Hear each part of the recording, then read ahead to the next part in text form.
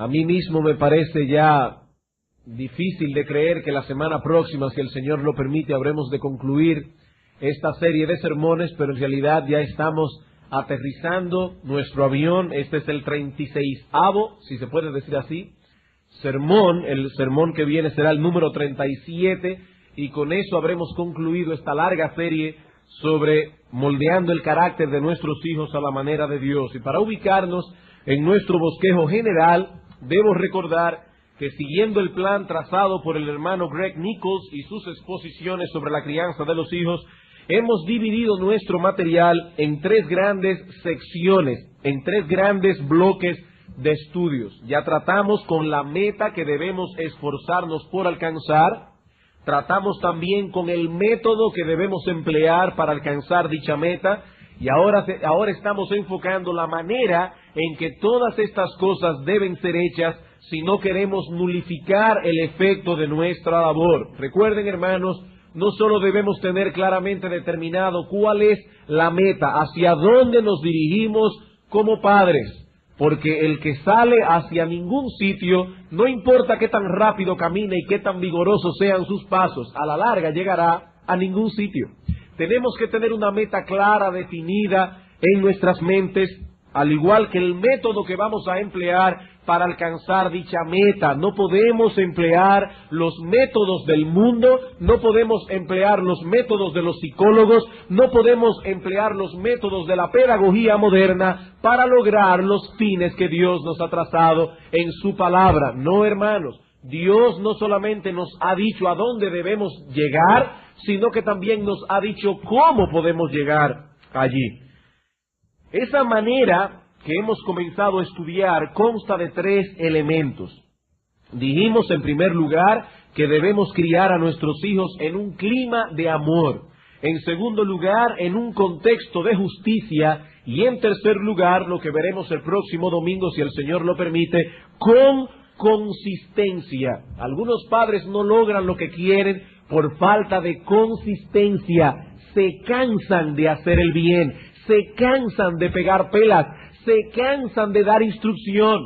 Por eso no solo debemos tener amor, justicia, sino también consistencia a la hora de trabajar con nuestros hijos. Actualmente nos encontramos tratando con el segundo de estos elementos.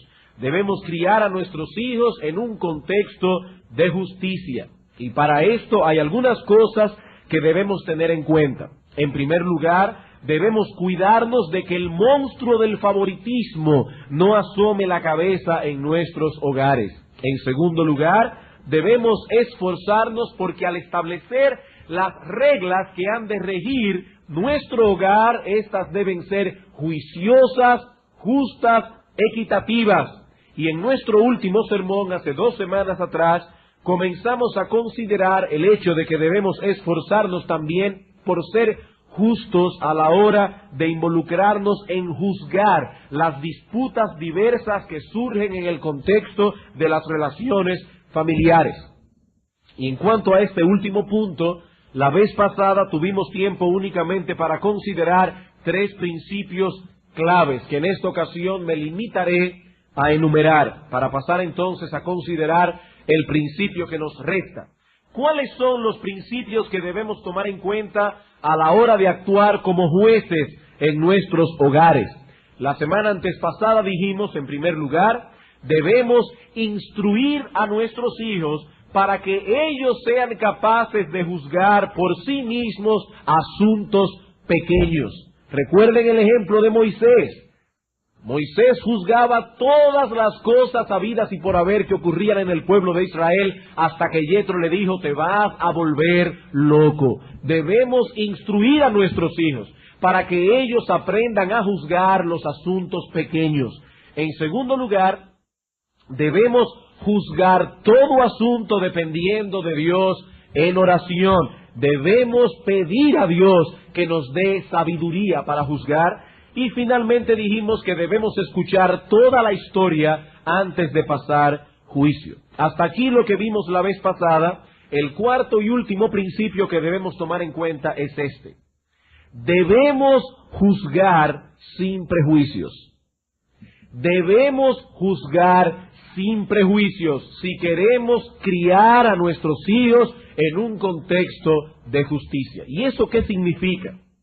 Bueno, cuando decimos que una persona está juzgando algo con prejuicio, lo que queremos significar es que tal persona no está basando su veredicto en los hechos en cuestión, sino más bien en una opinión o actitud previa hacia la persona o las personas envueltas en el problema. Eso es tener un prejuicio. Nos acercamos a juzgar una situación teniendo de antemano una opinión formada acerca de las personas envueltas en el conflicto o albergando algún tipo de actitud hacia ellas, y permitimos que esa opinión o esa actitud incline nuestro corazón a decidir de un modo u otro. Eso es, hermanos, juzgar con prejuicios. Ese prejuicio puede ser tanto positivo como puede ser negativo. Podemos estar indispuestos de antemano contra una persona, pero también podemos inclinarnos favorablemente hacia otras, de modo que sin haber escuchado todo el asunto, ya vengamos con la tendencia a declararlo inocente. Sin saber lo que pasó, ya venimos con una tendencia favorable en el corazón a descargar a uno de los dos involucrados, a declararlo inocente. Por eso se llama un prejuicio. Venimos a tratar con el asunto habiendo ya pasado un juicio de antemano, sin haber escuchado todas las evidencias, todas las partes envueltas en el problema. Y lo que estamos diciendo es esto: si queremos criar a nuestros hijos en un contexto de justicia, debemos luchar contra esa tendencia que reside en nuestro corazón de tratar con los problemas inclinados ya previamente hacia un lugar o hacia otro. La Biblia dice que eso no es bueno. Proverbios capítulo 24. Proverbios capítulo 24, versículo 23.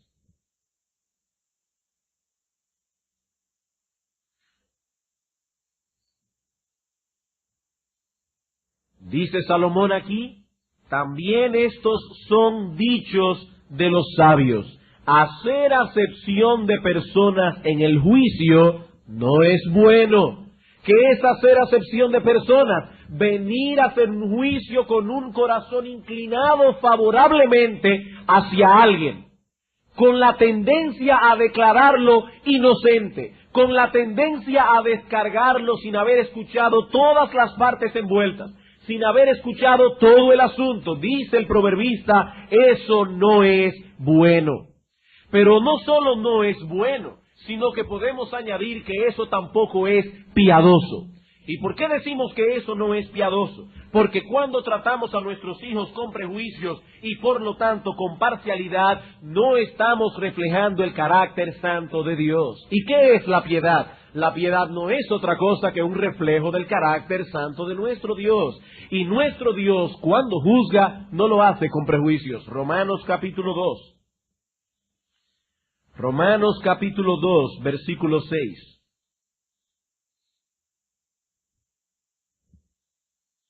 Vamos a leer desde el versículo 5 para poder tomar la idea. Dice el apóstol aquí: pero por tu dureza y por tu corazón no arrepentido, atesoras para ti mismo ira para el día de la ira y de la revelación del justo juicio de Dios, el cual pagará a cada uno conforme a sus obras.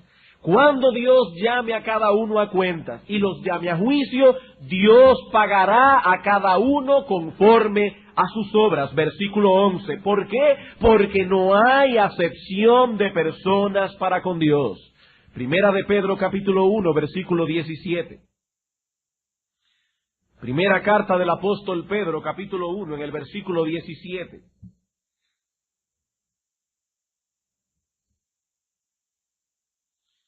Dice el apóstol: y si invocáis por Padre a aquel que sin acepción de personas juzga según la obra de cada uno. Noten, hermanos, nuestro Dios es objetivo. Él juzgará a cada uno conforme a sus obras. Dice aquí: que Dios, sin acepción de personas, juzga según la obra de cada uno. Por tanto, conducíos en temor todo el tiempo de vuestra peregrinación.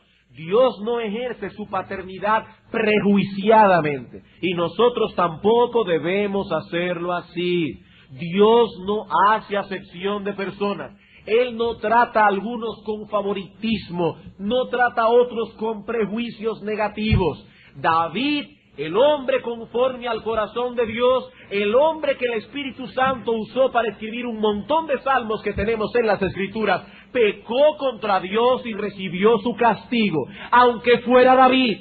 Dios no hace acepción de personas, Él es justo. Para Dios es lo mismo cuando tiene que juzgar a un rico, cuando tiene que juzgar a un pobre, cuando trata con un blanco, cuando trata con un negro, cuando trata con un amarillo.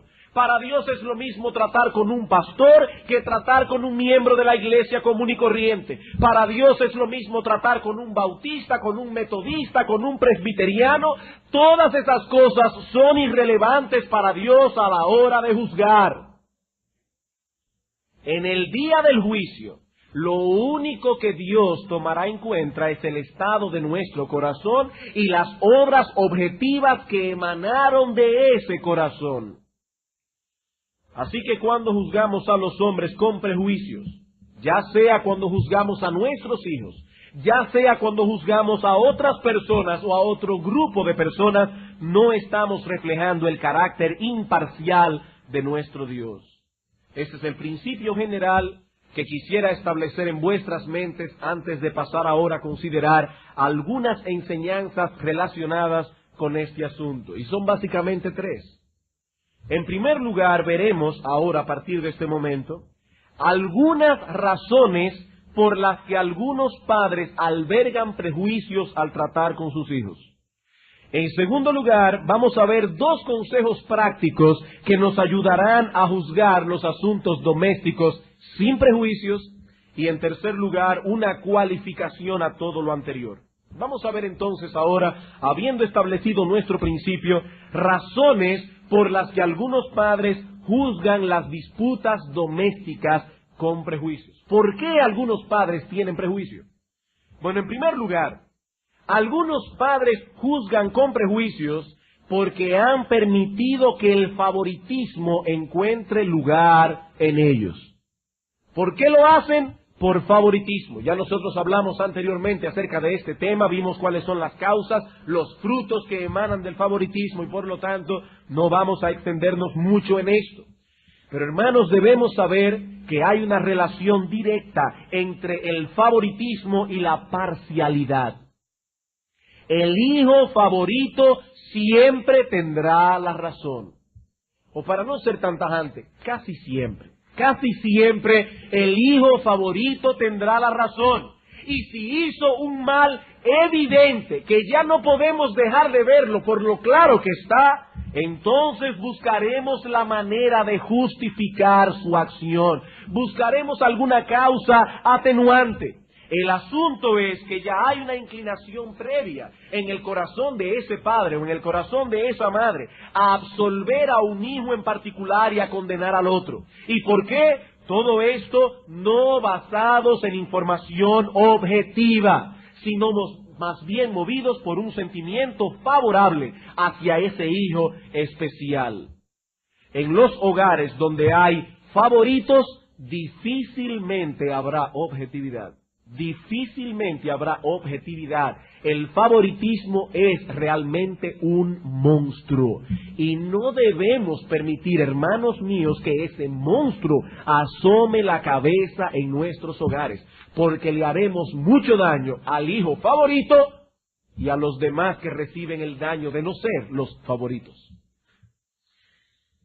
En segundo lugar, algunos padres juzgan con prejuicios porque asumen de antemano que el más fuerte está abusando del más débil. Algunos padres actúan prejuiciadamente porque asumen de antemano que el más fuerte está abusando del más débil. Hermanos, es injusto favorecer al débil o al más pequeño únicamente porque es el débil o es el más pequeño. El que una persona sea débil no quiere decir necesariamente que ha sido objeto de abuso de parte de los más fuertes. Indudablemente, entre Esaú y Jacob, el más fuerte era Esaú. El más perverso en muchos sentidos fue Jacob hasta que Dios lo humilló. Y muchas veces Esaú tuvo que sufrir el daño por la astucia de su hermano más débil. El hecho de que una persona sea más débil no quiere decir necesariamente que está recibiendo el abuso de parte de los más fuertes. Y muchas veces nosotros, sin quererlo, alimentamos el pensamiento en los más pequeños de que por el hecho de ser pequeños tienen ciertas ventajas sobre los mayores. Por ejemplo, un niño de 2 años se encuentra jugando en la habitación contigua a la nuestra con su hermanito de 5. Y repentinamente el niño pequeño comienza a llorar, pero a llorar y a pegar unos gritos como si lo estuviesen sacrificando, como si lo estuviesen partiendo en pedacitos. La madre escucha el grito, escucha el llanto despavorido, acude rápidamente al lugar del crimen y le pregunta al hermanito mayor, ¿qué le hiciste al niño? Ella no sabe lo que ha pasado, ella no ha averiguado nada, ella simplemente está asumiendo que algo tuvo que haber pasado entre los dos y que el mayor está abusando del más pequeño. Esa reacción de la madre está enviando un mensaje al niño de 2 años. Le está diciendo que por ser pequeño y por gritar a todo pulmón, la madre tiene que defenderlo. Esa madre no sabe lo que ha sucedido. Esa madre está actuando con prejuicios. Ella está asumiendo una cosa de antemano sin tener toda la información delante de sí. Eso es, hermanos, juzgar con prejuicios. Otros padres, en tercer lugar, tienden a juzgar con prejuicios, y esto reconozco que es una parte bien delicada, cuando tienen que envolverse en conflictos que involucran a otros niños aparte de los nuestros. Otros niños. En este caso, el problema radica en pensar de antemano, lo cual es un prejuicio, que nuestros hijos son inocentes y que han sido víctimas de un abuso de parte de otros. Perdón. Noten aquí que el asunto ya no es que el favorito es el que tiene la razón, o que el más débil es el que tiene la razón. El asunto aquí es que nuestros hijos tienen la razón, nuestros hijos. Ese es otro tipo de favoritismo. Hay una tendencia a creerle a nuestros hijos cuando vienen contándonos quejas de otros. El niño tal me pegó, el niño tal me quitó un juguete, o aún quejas de adultos. Quejas de adultos. Fulano de tal me maltrató. Hermanos, no siempre es verdad lo que nuestros hijos dicen acerca de otros niños o acerca de otros adultos. Usted está diciendo, pastor, que yo debo desconfiar de todo lo que mi hijo me dice. No. Tal vez nuestros hijos no están mintiendo en cierto momento. No están torciendo la verdad deliberadamente, pero puede ser que ellos estén traspasando su punto de vista de la situación. Y su punto de vista es tendencioso. Es muy difícil ser objetivos cuando somos juez y parte al mismo tiempo. Eso es difícil para un adulto, mucho más para un niño. Mucho más para un niño. No es mi propósito en esta noche generar un sentimiento de desconfianza de los padres hacia los hijos, porque no es bueno que nuestros hijos sientan todo el tiempo que sus padres no le creen. Eso no es bueno. Pero padres, no olviden que son niños. No olviden que carecen de objetividad para evaluar ciertas cosas. No olviden que su universo es muy limitado todavía y por lo tanto su visión también es muy limitada. Lo que ellos creen que es una cosa puede ser otra. Pero hay un amor muy fuerte en nosotros hacia nuestros hijos. Y cuando alguien nos dice, o ellos mismos nos dicen que alguien los molestó, que alguien los ofendió, que alguien los agredió, sentimos de inmediato como nuestro corazón, como una loba herida, comienza a rugir en nuestro interior. Casi todos los padres tienen el problema de que creen conocer a sus hijos lo suficientemente bien como para saber en cada circunstancia para qué dan sus hijos y para qué no dan sus hijos. Pero resulta que hay algunos niños que manifiestan cierto tipo de comportamiento cuando están lejos de sus padres que no se atreverían a hacer cuando están enfrente de ellos. Esta tendencia es tan fuerte en los padres, que muchas veces cuando un grupo de niños han sido atrapados haciendo algo malo, la mayoría de los padres de esos niños piensan que su hijo fue movido por mala influencia de los otros. Todos hicieron lo malo, pero cada uno de los padres está pensando, es que esa junta, el problema son los otros niños. Los otros niños son la influencia negativa para nuestros hijos. Hermanos, eso es prejuicio. Eso es prejuicio. Y muchas veces eso crea problemas, y esto es lo más grave, no solo entre los niños, sino entre los padres. No entre los niños. Todos toman el lado del hijo. Todos se sienten agraviados. Todos se sienten molestos. Y cuando venimos a ver, hay un problema en la iglesia por culpa de problemitas tontos entre nuestros hijos.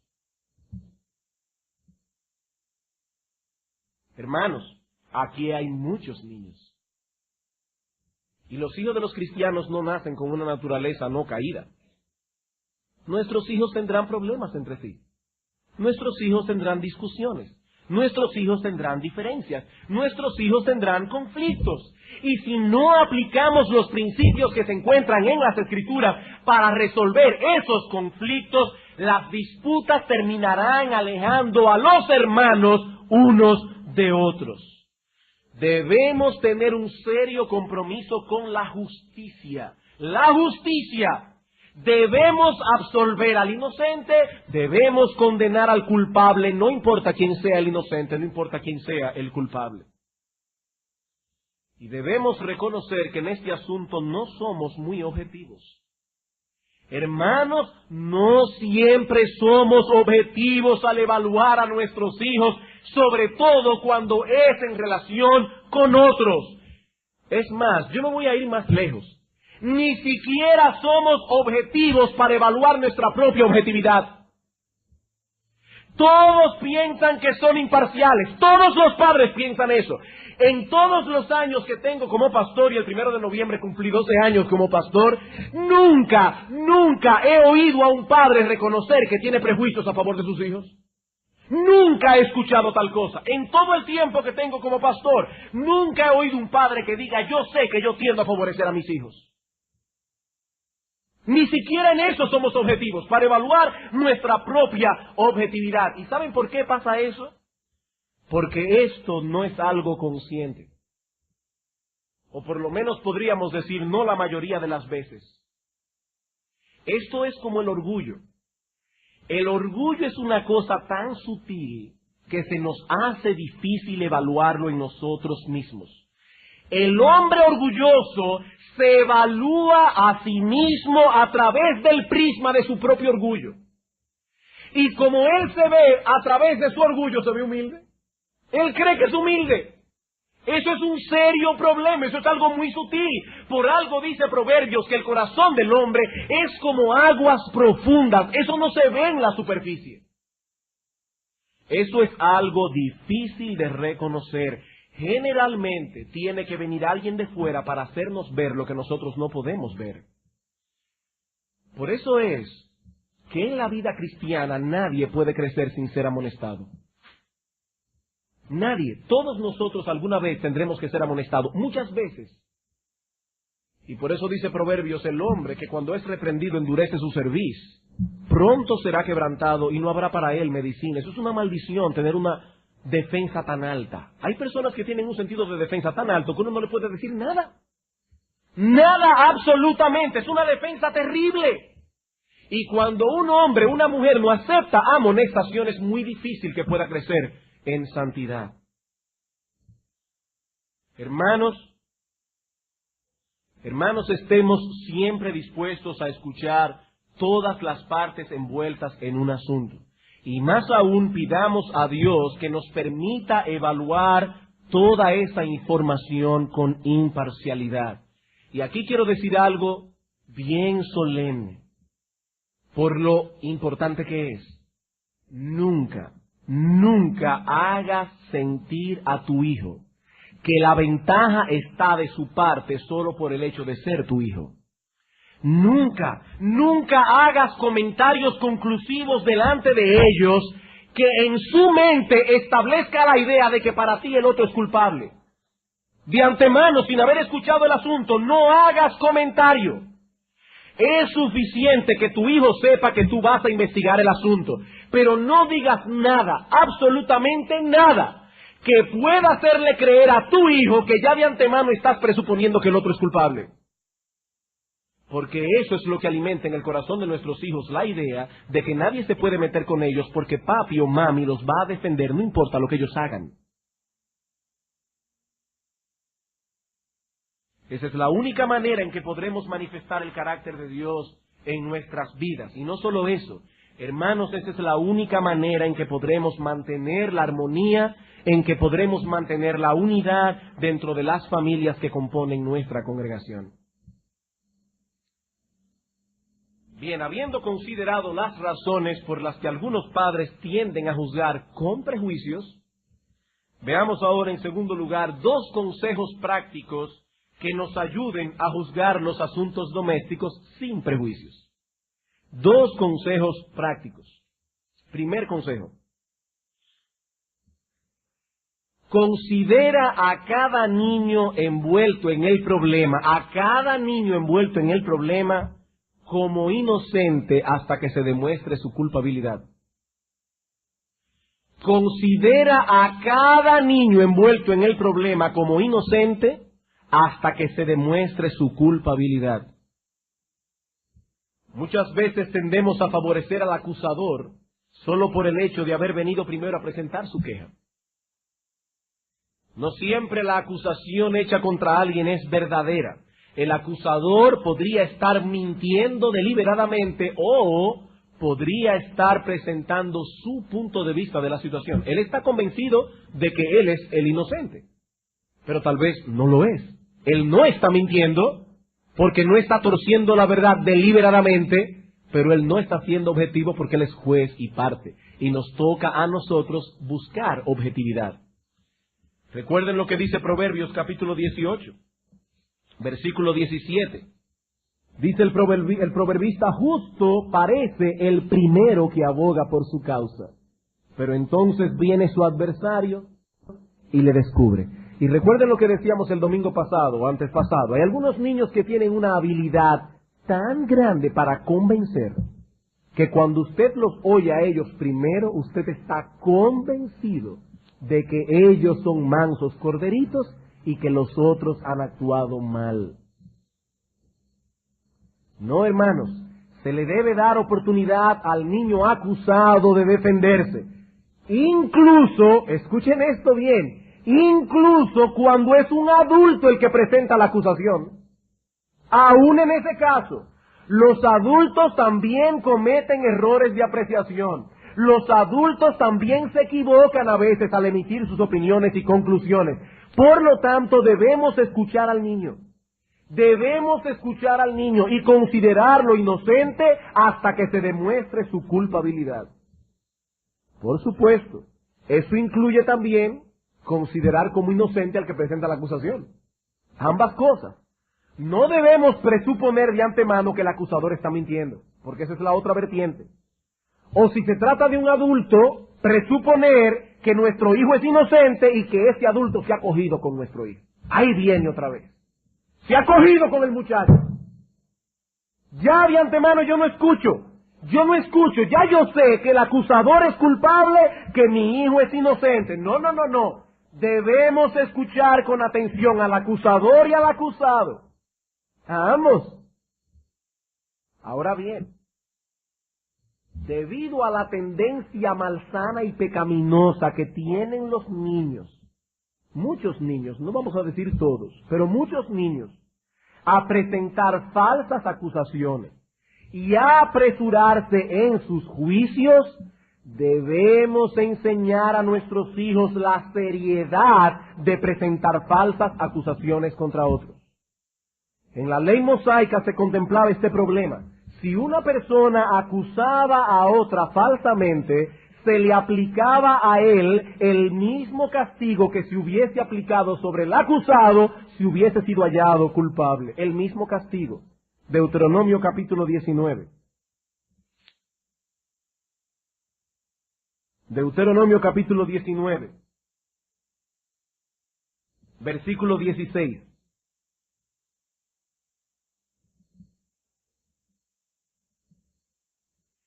Cuando se levantare testigo falso contra alguno para testificar contra él, entonces los dos litigantes se presentarán delante de Jehová y delante de los sacerdotes y de los jueces que hubieren aquellos días. Y los jueces inquirirán bien. ¿Ven allí lo que es juzgar sin prejuicios? Los jueces inquirirán bien. Y si aquel testigo resultare falso y hubiere acusado falsamente a su hermano, entonces haréis a él como él pensó hacer a su hermano, y quitarás el mal de en medio de ti. Y los que quedaren oirán y temerán, y no volverán a hacer más una maldad semejante en medio de ti. Y no le compadecerás, vida por vida, ojo por ojo, diente por diente, mano por mano y pie por pie. Lo acusó de ladrón para que le cortaran la mano, córtasela a él. Así mismo. Claro, esa no es la manera en que vamos a tratar a nuestros hijos con un machete en la mano. De hecho, las acusaciones de nuestros hijos nunca tienden a ser tan graves. Pero la idea es que la pela que se iba a llevar el otro niño si hubiese sido hallado culpable, ese mismo castigo debemos darle al falso acusador. Sabemos, hermanos, que ya no estamos bajo la ley. Pero aquí tenemos un principio de equidad que es saludable aplicar en caso de que un niño acuse falsamente a otro procurando su mal. De ese modo estamos impactando la mente de nuestros hijos, del que hizo el mal y de los otros. Fíjense que dice aquí, los otros oirán y temerán. Estamos impactando la mente de nuestros hijos con respecto a la seriedad que envuelve una acusación falsa. Así que en primer lugar, considera a cada niño envuelto en el problema como inocente hasta que se demuestre su culpabilidad. Ahora veamos la segunda cara de la moneda. Segundo consejo práctico. No sigas considerando al niño como inocente cuando ya se ha demostrado que es culpable. Cuando las pruebas objetivas lo señalan después de haber inquirido bien. ¿Cuál es la diferencia con el punto pasado? En el punto pasado advertíamos contra la tendencia a ponernos del lado del acusador. Aquí estamos advirtiendo contra la tendencia de ponernos del lado del acusado, cuando evidentemente es culpable. Hay padres que se tragan con facilidad cualquier historia triste que el niño le haga. En cosas que son eminentemente objetivas, es evidente, es obvio que el niño ha hecho mal. Y ya hay pruebas objetivas que señalan al niño. Pero el padre sigue oyendo al niño, porque el niño todavía no ha reconocido abiertamente su culpabilidad. Y hay padres que se atortojan y se caen en un estado de perplejidad, cuando el niño, después de todas las pruebas, aún sigue negando que es culpable. Hermanos, no siempre obtendremos de nuestros hijos una confesión a tiempo. No siempre obtendremos de nuestros hijos una confesión a tiempo. Pero debemos evaluar las pruebas, los hechos objetivos. Y debo reconocer que quizás no hay nada más difícil que esto. No hay nada más difícil que esto. No queremos ser ligeros al emitir un veredicto. Tenemos el temor de condenar al inocente o de absolver al culpable. Y lo cierto es que no somos infalibles. Pero ahí están los hechos. Evalúa los hechos lo más objetivamente posible. Bien, habiendo visto entonces por qué algunos padres juzgan con prejuicios y 2 consejos prácticos para juzgar sin prejuicios, veamos ahora una cualificación a todo lo que se ha dicho antes. Ya hemos dicho que no debemos tener prejuicios, pero escuchen ahora esto. Hay momentos en que los padres tienen razones válidas, legítimas, para confiar en un niño más que en otro, o para sospechar de un niño más que de otro, y eso no necesariamente implica que hay prejuicios. Eso no necesariamente implica que hay prejuicios. Debemos tener cuidado en saber distinguir lo que son prejuicios por un lado y lo que es una confianza legítima o una sospecha legítima por el otro lado. Vamos a 1 Timoteo capítulo 5 para ilustrar este punto. 1 Timoteo capítulo 5 versículo 19.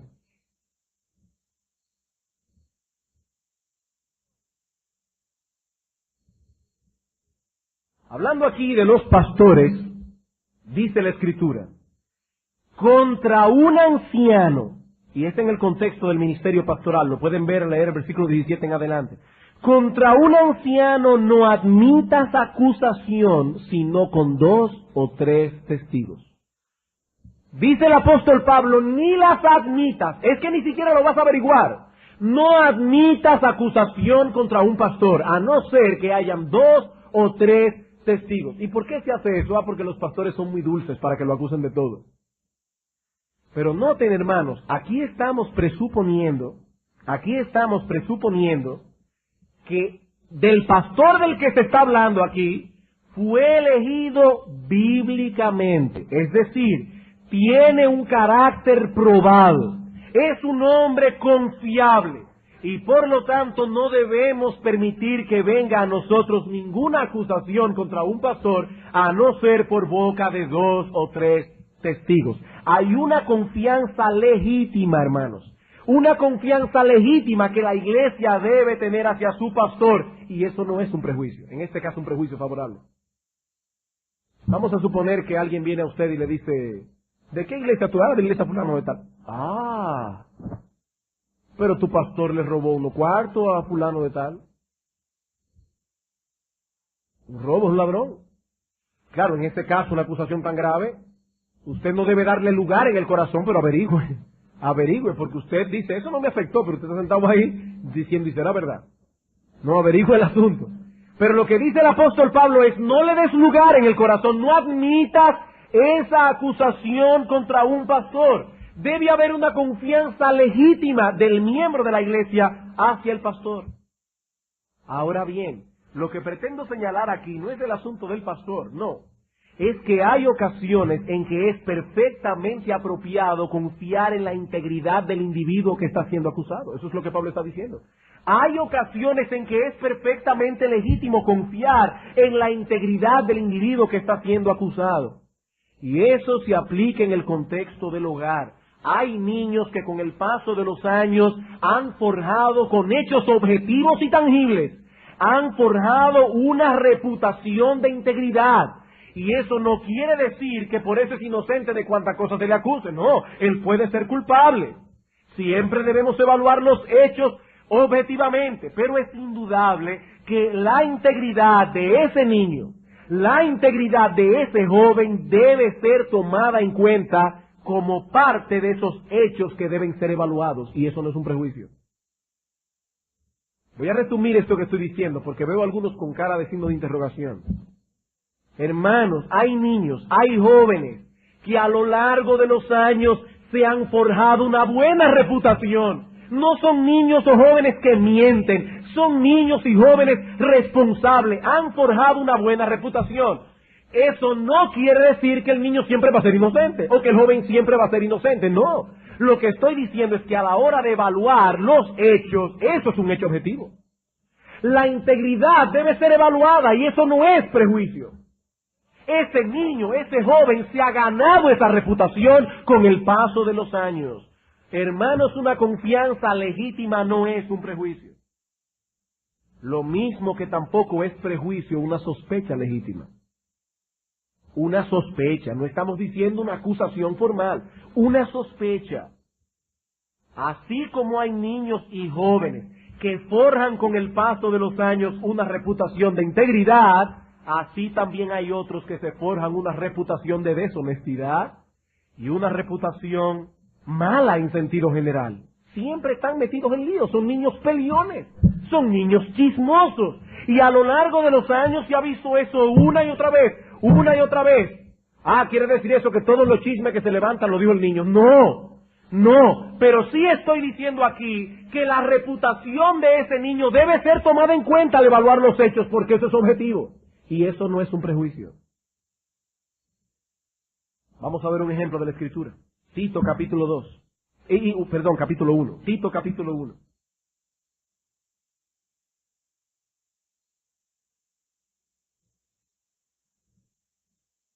Hermanos, esta cualificación es importante para que no se cree en el corazón de muchos padres un problema de conciencia innecesario. Cuando usted dice, pero es que yo tengo sospechas. Sí, es que hay ocasiones en que es legítimo tener sospechas. Hay ocasiones en que es muy legítimo tener sospechas. Dice Tito capítulo 1 versículo 12, hablando de los cretenses, uno de ellos, su propio profeta, dijo, los cretenses siempre mentirosos, malas bestias, glotones ociosos. Y ahora oiga lo que dice Pablo. Este testimonio es verdadero. Por tanto, repréndelos duramente para que sean sanos en la fe. Pablo está diciendo, Tito, hasta uno de los cretenses, su propio profeta, habló de ellos diciendo que eran unos mentirosos, que eran dados a la glotonería, que eran dados a la ociosidad. Y sabes una cosa, Tito, el testimonio es verdadero. ¿Significa eso que todos y cada uno de los cretenses era un glotón, un mentiroso, un vago? No, no. Pero Pablo dice aquí que en sentido general, y él estaba inspirado por el Espíritu Santo, ese testimonio es verdadero. Y él está diciendo, Tito, a la hora de tratar con esta gente, debes saber esto, que en un sentido general ellos tienen la tendencia a caer en tales vicios. Tito, esa reputación corresponde a hechos objetivos y verdaderos. Hermanos, cuando nosotros decimos que el dominicano es impuntual, no estamos diciendo nada raro. El dominicano tiende a ser impuntual. El dominicano tiende a ser muy ligero en tratar con el asunto de la hora. Eso es verdad. ¿Significa eso que todos y cada uno de los que nacieron en este lar patrio son unos impuntuales? No. No, pero cuando decimos que los dominicanos en sentido general tienden a ser impuntuales, eso es verdad. Somos muy informales. Somos muy informales. Y nos hemos forjado una reputación. ¿Recuerdan ustedes el cuento de Pedrito y el lobo? ¿Qué pasó con Pedrito? Ah, que a cada rato decía, ¡el lobo! ¡El lobo! Y cuando acudían todos los granjeros con un rifle, el niño muerto de la risa porque no había ningún lobo. ¿Qué pasó a la quinta, a la sexta, a la séptima vez? Que cuando el niño comenzó, ¡el lobo! Y era verdad que había un lobo. La gente dijo, no le hagan caso. Ese niño es un hablador, ese niño es un mentiroso. ¿Qué le pasó a Pedrito?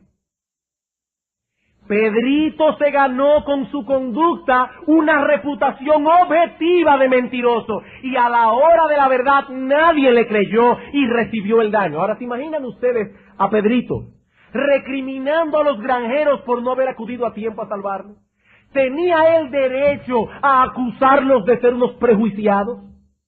Ah, me están tratando con prejuicio. Siempre creen que yo miento. Es que tú mientes mucho y esa reputación te la has ganado tú. No tienes derecho a recriminar a nadie. Eres culpable de generar sospechas. Niños, escúchenme bien. Jóvenes, escúchenme bien. Generen una buena reputación. Generen una buena reputación, porque a la hora de la verdad eso será tomado en cuenta. Si eres un niño chismoso, eres un niño que constantemente tiene problemas con todo el mundo, eres un niño que te busca crear conflictos, eres un niño que siempre estás metido en un lío, te vas a crear una reputación y va a ser una reputación objetiva. Eso no quiere decir que el niño lioso es el que siempre arma el lío, tal vez inocente. Pero se ganó una reputación. Se ganó una reputación como los cretenses se ganaron su reputación. Y Pablo no le dijo a Tito, quítate esos prejuicios. Le dijo, no, Tito, tómalo en cuenta, que esa reputación es verdadera. Y a la hora de involucrarnos en un problema, eso es objetivo. Y eso debe ser evaluado. Eso es parte de lo que debe ser evaluado. Hermanos, hay lugar para la confianza legítima. Hay lugar para sospechas legítimas. Pero de todos modos debemos evaluar los hechos. Eso no quiere decir que porque el niño siempre es inocente, ahora es inocente. No, no, debemos evaluar los hechos. Y sabemos que no es fácil lidiar con estas cosas. Pero no olviden, hermanos, Dios ha prometido dar sabiduría a aquellos que la pidan. Y esta semana, trabajando con este material, eso fue lo último que me vino a la mente, lo último que se me quedó en mi mente. Necesitamos sabiduría. Necesitamos mucha sabiduría para tratar con nuestros hijos. Hermanos, ¿cuántas veces nos hemos encontrado tratando con problemas en el hogar y definitivamente no sabemos qué hacer? Y dos niños acusándose mutuamente y no sabemos qué hacer. No sabemos qué hacer. Hermanos, ¿cuánta sabiduría necesitamos para trabajar con nuestros hijos? Hay muchas cosas que se han dicho en esta serie de sermones. Muchos sermones, demasiado material. Comenzamos en enero del 92. Me imagino que hay muchísimas cosas que se habrán olvidado. Pero no olvides esto. Necesitas sabiduría. Para levantar a tus hijos en el temor de Dios, necesitas sabiduría. Y esa sabiduría no se obtiene sin hacer nada. Esa sabiduría se obtiene pidiéndola a Dios en oración, escudriñando las Escrituras y pidiendo consejo. Esos son los medios que Dios ha provisto al hombre para obtener sabiduría. Hermanos, sabemos que cometeremos errores al tratar con este asunto. Cometeremos errores, no somos infalibles. Pero si aplicamos los principios que Dios nos ha dejado en su palabra, estaremos caminando por un sendero seguro, en el que será relativamente fácil desandar los 2 o 3 pasos que hayamos dado en algún momento fuera del camino. Si nos mantenemos con los principios a un lado y a otro, sí, alguna vez nos extraviaremos 2 o 3 pasos, pero será fácil desandar lo andado. Pero si decidimos caminar por nuestra propia senda, tarde o temprano cosecharemos los resultados de haber sido sabios en nuestra propia opinión. He aquí los principios, hermanos. Pidamos a Dios sabiduría para poder aplicarlos. Vamos a orar.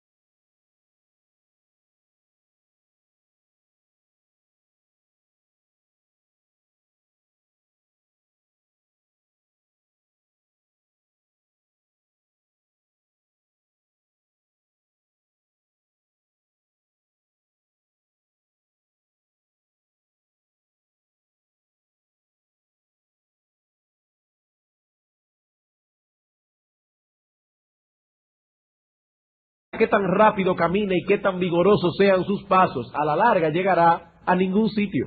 Tenemos que tener una meta clara, definida en nuestras mentes, al igual que el método que vamos a emplear para alcanzar dicha meta. No podemos emplear los métodos del mundo, no podemos emplear los métodos de los psicólogos, no podemos emplear los métodos de la pedagogía moderna para lograr los fines que Dios nos ha trazado en su palabra. No, hermanos, Dios no solamente nos ha dicho a dónde debemos llegar, sino que también nos ha dicho cómo podemos llegar allí. Esa manera que hemos comenzado a estudiar consta de 3 elementos. Dijimos en primer lugar que debemos criar a nuestros hijos en un clima de amor. En segundo lugar, en un contexto de justicia. Y en tercer lugar, lo que veremos el próximo domingo, si el Señor lo permite, con consistencia. Algunos padres no logran lo que quieren por falta de consistencia. Se cansan de hacer el bien, se cansan de pegar pelas, se cansan de dar instrucción. Por eso no solo debemos tener amor, justicia, sino también consistencia a la hora de trabajar con nuestros hijos. Actualmente nos encontramos tratando con el...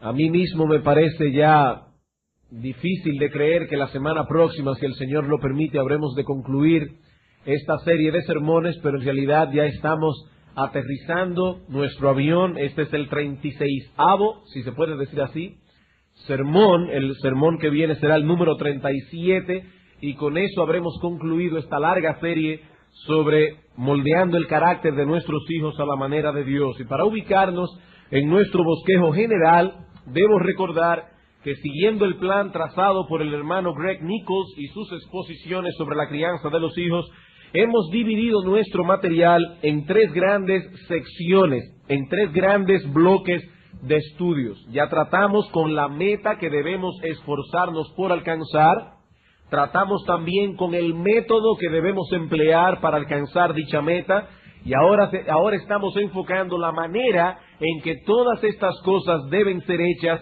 si no queremos nulificar el efecto de nuestra labor. Recuerden, hermanos, no solo debemos tener claramente determinado cuál es la meta, hacia dónde nos dirigimos como padres, porque el que sale hacia ningún sitio, no importa, o las personas envueltas en el problema. Eso es tener un prejuicio.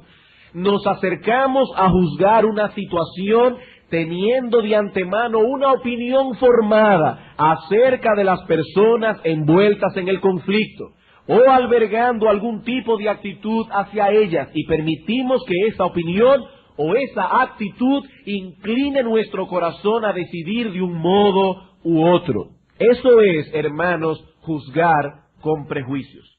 Ese prejuicio puede ser tanto positivo como puede ser negativo.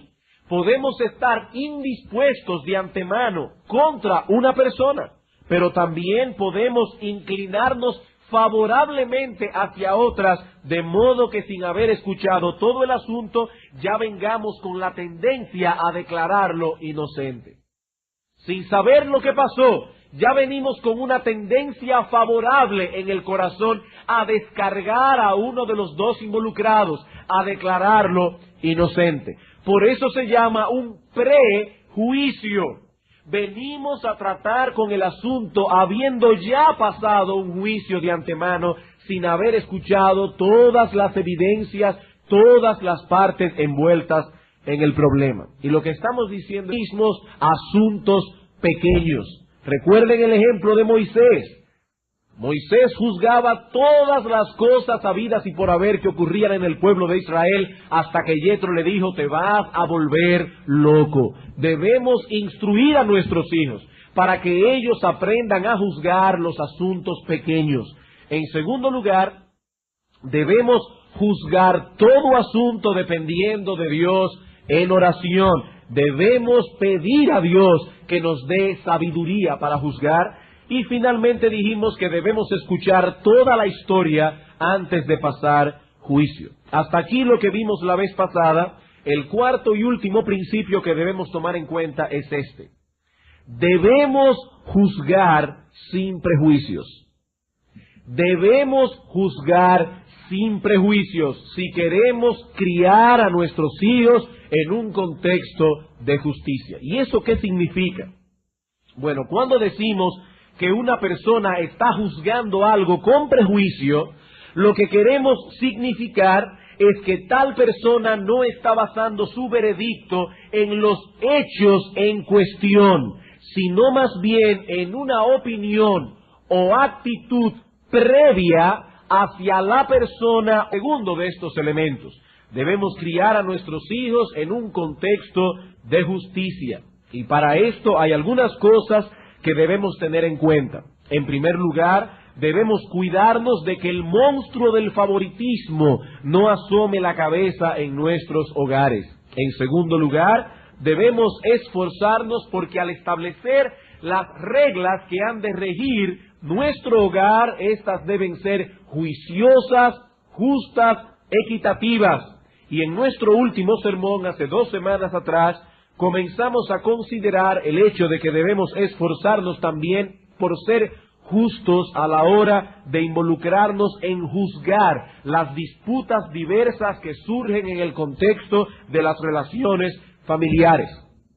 Y en cuanto a este último punto, la vez pasada tuvimos tiempo únicamente para considerar 3 principios claves que en esta ocasión me limitaré a enumerar, para pasar entonces a considerar el principio que nos resta.